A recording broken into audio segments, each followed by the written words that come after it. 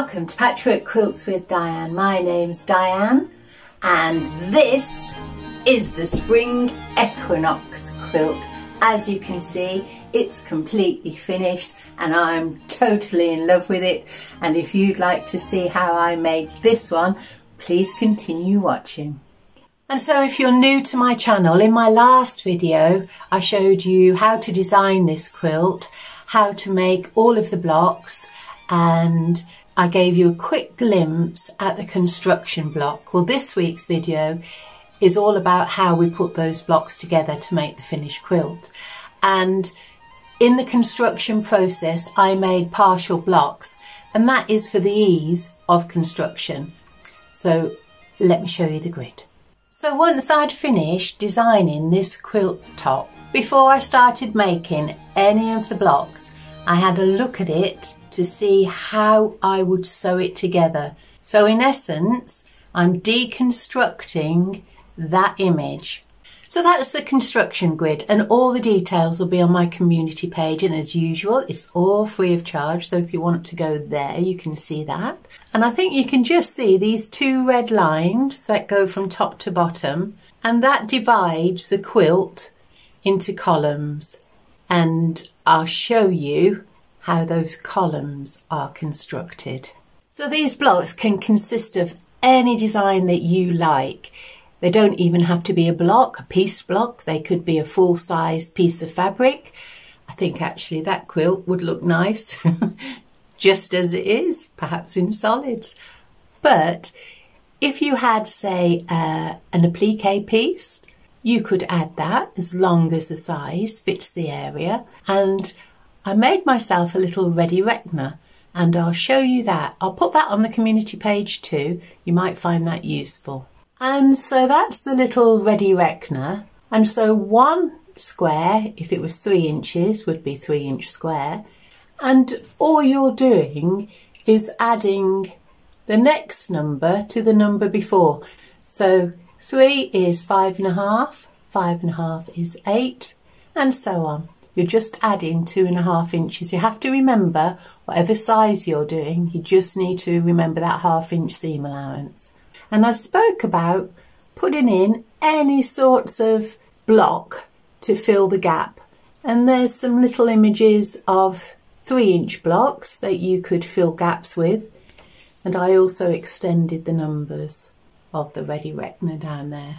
So I shall put that on my community page in case you want that. So now if I go back to this construction block, I'm going to start piecing the quilt together. And so you can see from the top to the bottom there are 2 bold red lines, and that will be one column, that will be the middle column, and that will be the end column. So I will start off by doing this little quadrant up here. So that's a H block, a partial A block, an E block, a D block, an E block, and a C block. And so what I shall do is sew the A and the E together, a seam across there, join that to the right hand side of the H block, join C, E and D together, and then put them on the bottom. And that's the quadrant. The only thing I need to just be a little bit cautious with is in the H block, the bigger block, that little green is on the top, so you've got that arrow shape, and that needs to be pointing upwards on the top. So I'll put those together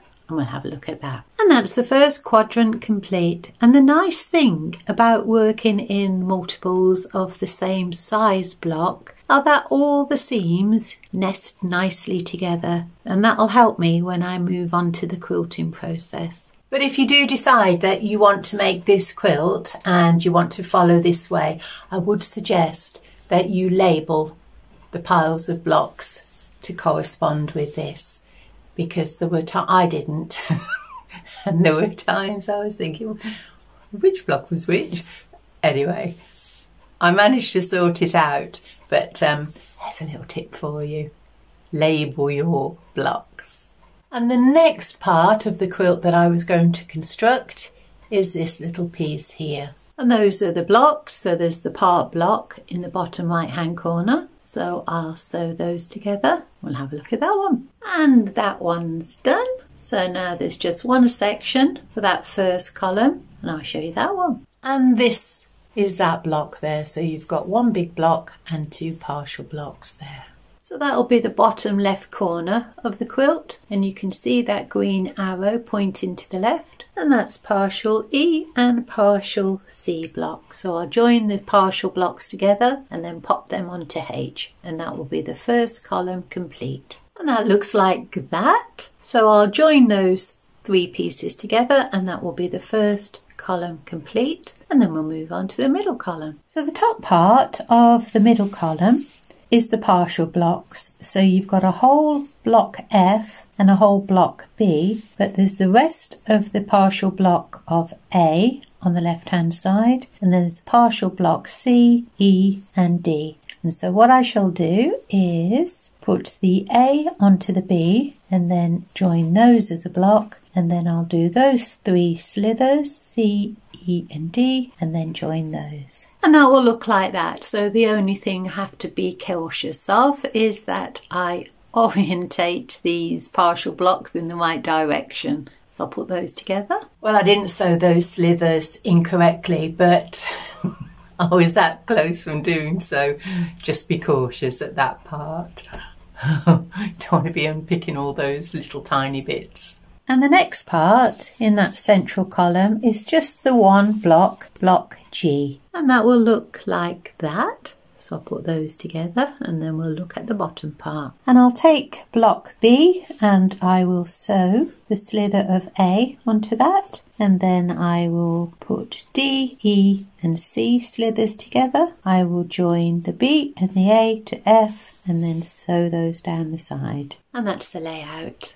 And that looks like that. So I shall join that to the central block, and that will be the central column complete. And there we are. So pretty. Look at that. Okay, let's move on now to the third and final column. It's coming together really quickly. And so the top right hand corner is H with a partial C and E block. And they'll fit together like that. So I just need to be aware that the arrow, the green arrow, is on the right hand side. So I'll join the two partial blocks and then I'll add that to the corner block. Well, for some mysterious reason, I've created this section in quite a big block. I mean, it'd be fine to just leave those three off and add them to the bottom block if you wanted, but I don't know, one of the mysteries of the universe, why I put it like this doesn't really matter. So you can see there's a partial D, there's a E, A, B, F, D, E and C. And so what I shall do is put the D and the E blocks together, put those on top of the F, and then I will join A and B, add them to the side, and then I will join those three together and add them to the bottom. And that's how that comes together. So the last piece to put together on this column is the H block with an E and a partial A. And I'm just going to be cautious of putting the arrows pointing down to the bottom on this one. And I'll sew the two smaller parts together and then attach that to the H block. And so on a different day I might have looked at that quilt design and broke it up into different ways. There are different ways that you could put it together, whichever you feel most comfortable with. And that's why right at the onset I had these partial blocks. Because I'd made this decision about construction, I knew I wanted to have straight seams in these columns. You can do Y seams. They're not difficult really. The only thing I have against Y seams is sometimes they put a strain on the fabric and you can get seams popping, whereas this way I'm not worrying about that. I've got a really long day ahead of me. I've backed the quilt in a wide back. It's a green floral, small all over design, so I'll show you that close up. It's just two shades of green. So it's all prepared and I'm just going to quilt it, and I will see you on the other side. Well, my lovely vase of flowers that I had last week have faded now. They're still okay in the garden, but look how beautiful that quilt still looks. I mean, I'm not preaching to the converted. We all know how a quilt can bring colour and joy to a room. This is the grey outside. But I've got to take it down. I've got to take it down and I've got to pack it away and wait for someone to offer it a really good home. I can't really give you a full shot of the whole quilt because at the moment it's raining, but also I have robins that are nesting in the area where I put up my clothesline. And so I've added a couple of indoor shots. I did try and get my husband to hold it up. Still a no-go. I'm really trying to get a good angle, but I just don't have the space at the moment. It makes a really lovely bed topper for a double bed. Beautiful and crisp and bright and spring-like. So, if you have enjoyed watching this video, you might want to give me a thumbs up and I will see you next week. I've had a commission quilt come in from a young lady who's quite specific with her requirements for her quilt. She wants another heart quilt. It's the sister of the young lady that had the heart quilt in a couple of videos ago, and this little girl also wants to have a heart quilt, and she's told me exactly how she'd like it. So I'm just about to start that and I'll show you that next week. Thanks for watching. Take really good care of yourselves. Bye.